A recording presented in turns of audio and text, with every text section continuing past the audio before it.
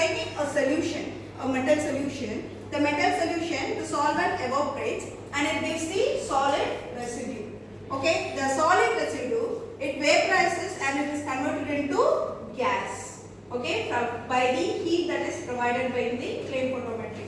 Then after that, it atomizes the gas. It atomizes and it gives you the atoms in the form of the atoms. Then it is thermally excited from the flame. The heat from the flame, it gets thermally excited. Then after that, the excited atom, it returns to the ground state by emitting its own characteristics wavelength, and you get the atom in the ground state.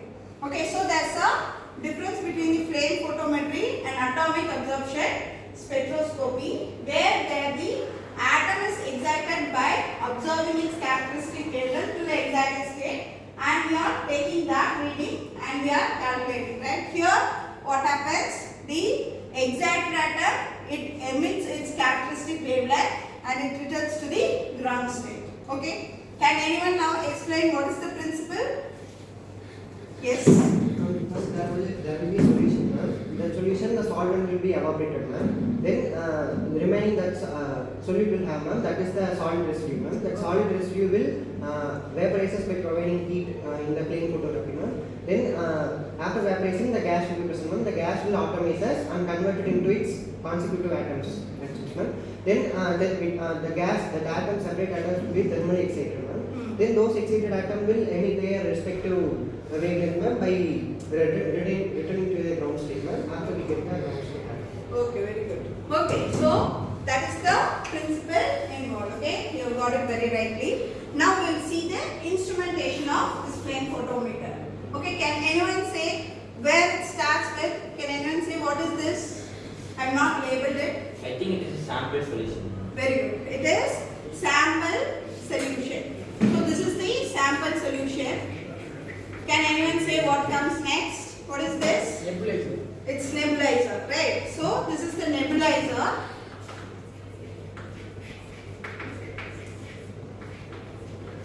You are sending air through the nebulizer. Okay, so you are taking the sample solution in this and it is sprayed into the nebulizer where it is converted into aerosol, right? So you are also supplying air through the nebulizer. Can anyone see what is this? The aerosol is mixed with air and flame, and the flame is sprayed.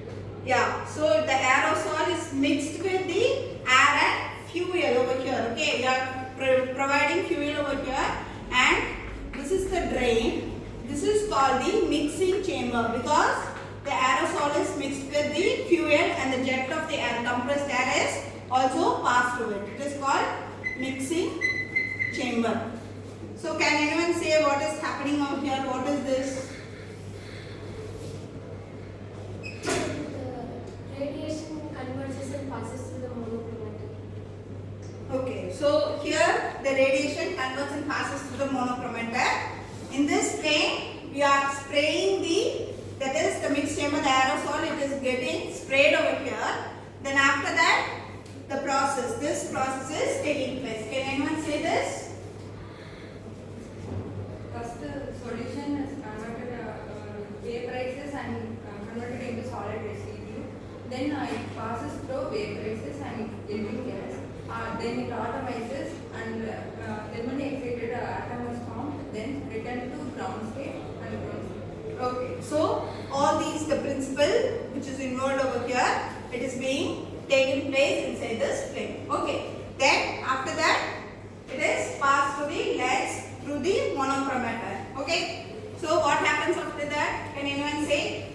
Then it is sent to the detector and it is recorded. Yeah, so this is the detector and this is the recorder. So the excited and atoms, it is excited and goes to the ground state. It observes its characteristics wavelength. It emits its characteristics wavelength, which is passed through the monochromator. It is passed through the monochromator, where the monochromator is adjusted to find a particular wavelength. Suppose if you want to find the amount of sodium ions that is present in the sample water. Okay, so you are going to set the wavelength for the sodium. It is 589 nanometer. You are going to set the wavelength for sodium alone in the monochromator. It absorbs all other wavelengths and it only sends the sodium ions atoms absorb emission radiation over here, and it is detected and it is recorded.